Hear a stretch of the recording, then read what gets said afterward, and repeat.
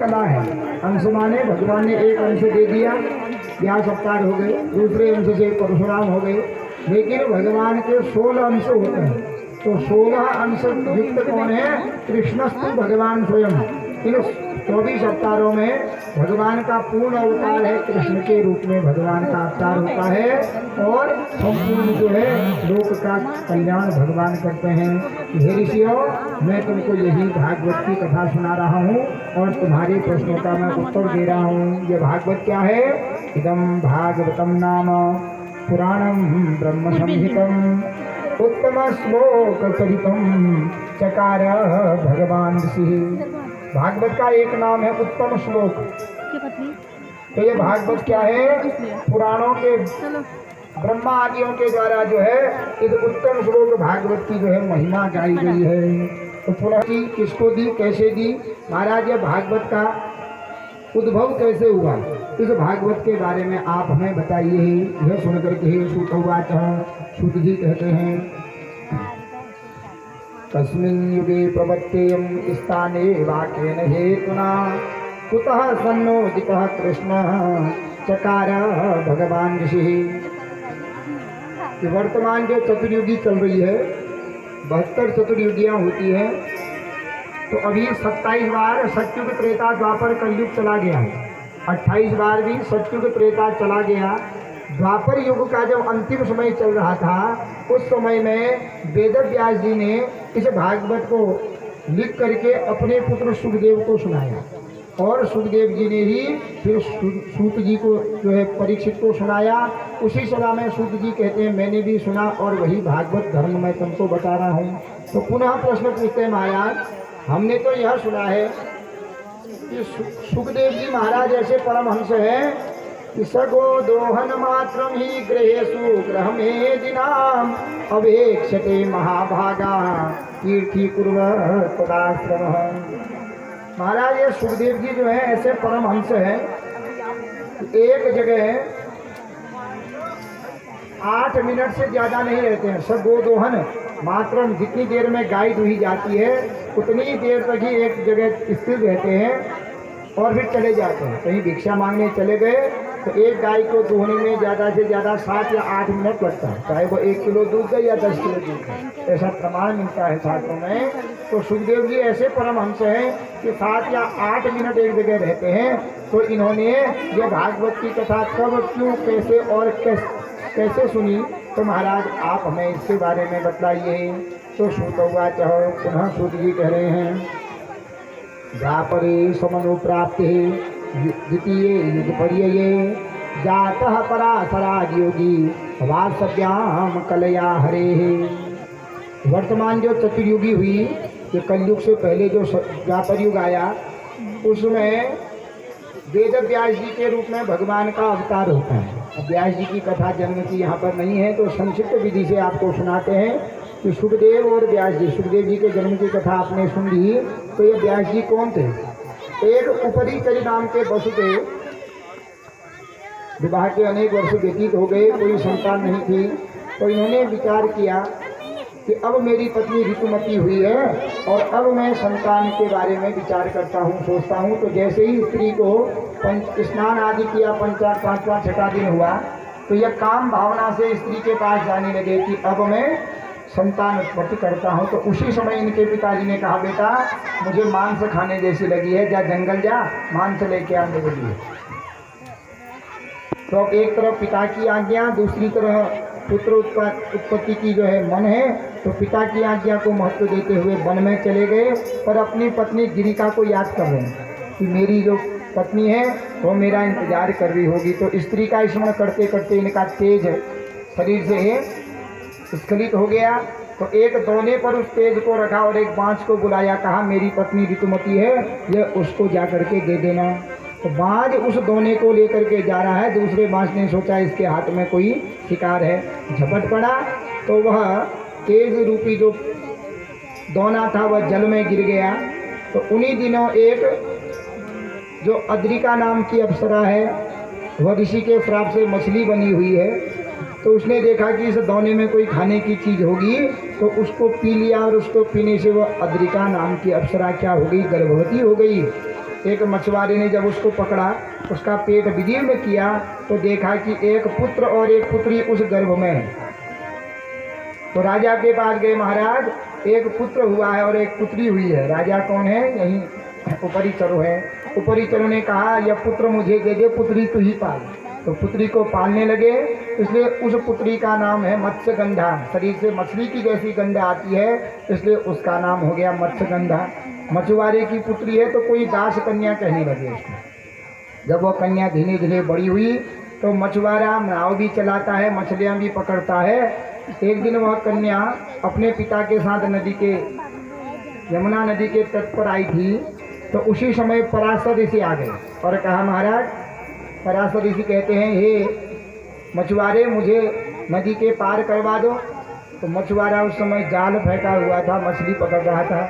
अब वो विचार करता है, अगर साधु की आज्ञा नहीं मानता हूँ पराशर ऋषि की, तो ये मुझे श्राप दे देंगे, और अगर इनके चक्कर में रहता हूँ मेरी मछलियाँ भाग जाएंगी। तो पुत्री से कहा, बेटी इधर आ, तो इस नाव चलाना जानती है, साधु को पकड़ के क्या कर दे, नाव में बैठा दे और पार कर दे। तो वह कन्या साधु को नाव में बैठा करके पार करने लगी। आधी नदी में पहुंची तो उसी समय क्या हो गया, पराशर ऋषि के मन में काम का संचार हो गया। काम भावना से उस कन्या का हाथ पकड़ दिया। वह कन्या कहती है, महाराज कैसा कर्म कर रहे हो, आप इतने ज्ञानी हो, पराशर ऋषि हो और ऐसा अधर्म कर रहे हो। तो ये कहते हैं, देखो मैं आज तक किसी भी स्त्री को देख करके ऐसे काम अंध नहीं हुआ। ये भगवान की इच्छा है। इस समय जो भी बालक जन्म लेगा वो क्या होगा, भगवान विष्णु का ही अंशज होगा, लोक कल्याण करने वाला होगा। इसलिए देवी मैं तुमसे पुत्र उत्पन्न करता हूँ। तो वह कन्या कहती है, महाराज अगर आप मुझसे पुत्र उत्पन्न करेंगे तो मेरा तो धर्म नष्ट हो जाएगा, फिर मेरे साथ विवाह कौन करेगा, मेरा कौमार्य नष्ट हो जाएगा। कह दिया, तुम कोई जानेगा ही नहीं, तुम कुमारी बनी रहोगी। महाराज मेरे शरीर से मछली की जैसी गंध आती है, आप कैसे मेरा स्पर्श करोगे? अपने तपोबल के द्वारा मछली की गंध हटा करके उसके शरीर से जो है पद्म गंधा, कमल के जैसी गंध आने लगी। और कह दिया कि तुम सदा सत्य बोलती हो, इसलिए तुम्हारा एक नाम क्या होगा, सत्यवती होगा। तो उस नाव में ही जब रमण करने को तैयार हुए, कहती है, महाराज देखो मेरे पिताजी लोग देख रहे हैं, क्या कहेंगे।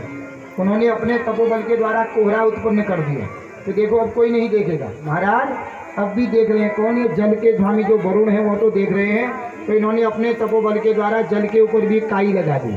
जो जल के ऊपर काई लगती है तो वो काई लगा दी। अब कहा अब कोई नहीं देख रहा है, अब जो है मैं तुमसे पुत्र उत्पन्न करना चाहता हूँ। समय आने पर उन्होंने मत्स्यगंधा को, जो सत्यवती है, गर्भवती बना दिया और पार जा करके चले गए, देवी तुम इस पुत्र को जन्म दे करके भी कुमारी ही रहोगी।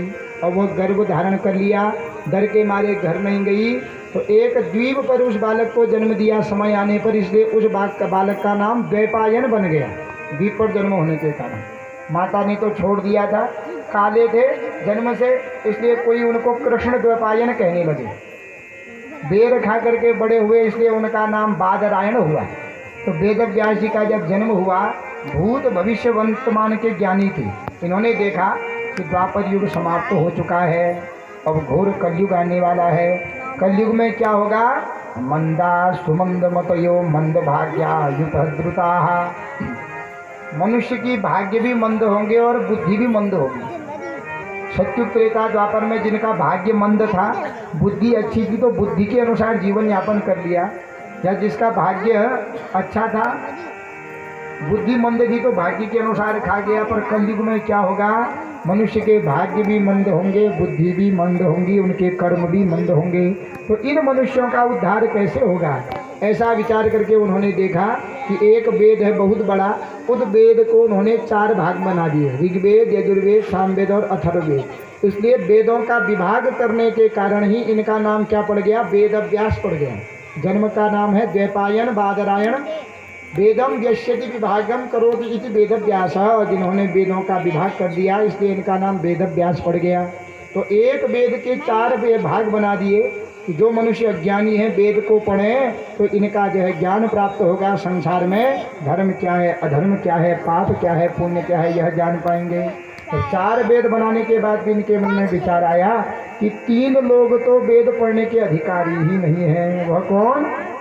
स्त्री शूद्र द्विज बंधु नाम नाधिकार। आजकल तो सब पढ़ते हैं, लेकिन धर्म शास्त्र कहता है कि जिनके पास जनेऊ संस्कार नहीं हुआ है उनको स्वधा स्वाहा का अधिकार नहीं है, वेद पढ़ने का अधिकार नहीं है।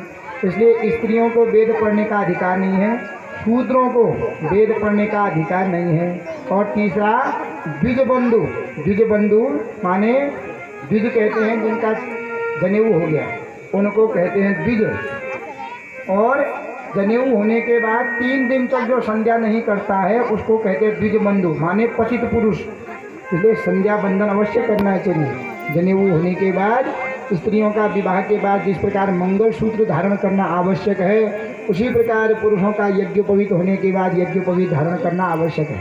और जन लोग बुढ़ जनेऊ पहनना बहुत लोग ना, तो जनेऊ पहनना चाहिए, तो ब्रह्म सूत्र है यह।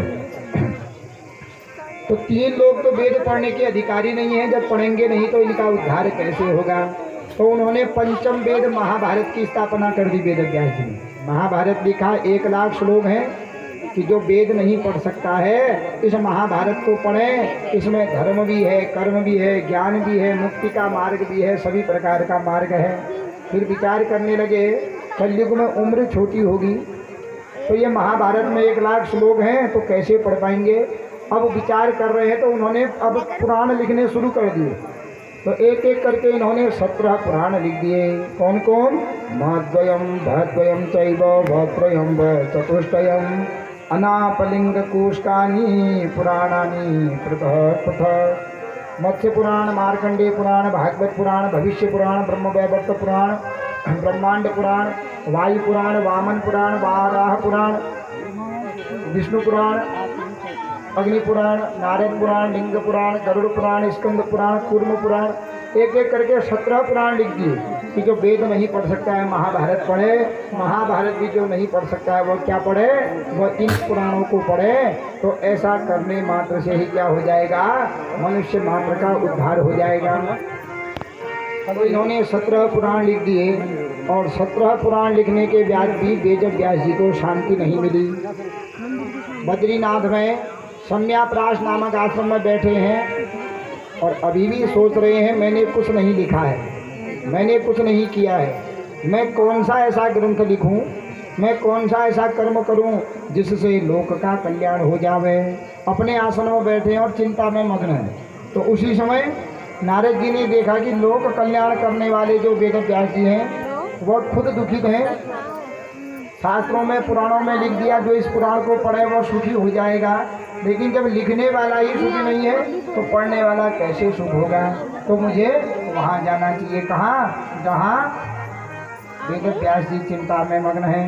तो बैकुंठ से नारद जी जो है बद्रीनाथ को जा रहे हैं। और नारद जी कैसे जाते हैं? श्रीमन नारायण नारायण नारायण, श्रीमन नारायण नारायण नारायण, नारायण नारायण नारायण, श्रीमन नारायण नारायण नारायण, भगवान नारायण नारायण नारायण, भगवान नारायण लक्ष्मी नारायण नारायण नारायण, लक्ष्मी नारायण नारायण नारायण, लक्ष्मी नारायण नारायण नारायण,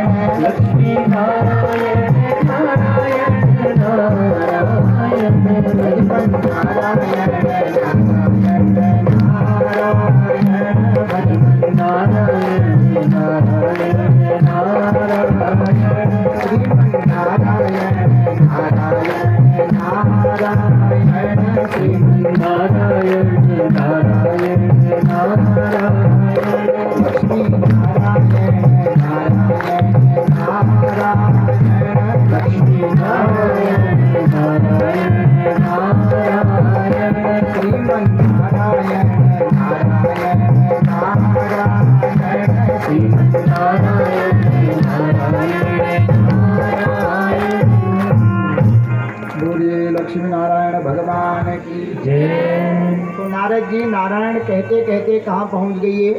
वेद व्यास जी के आश्रम बद्रिकाश्रम में सम्याप्रास नामक आश्रम में पहुँच गए।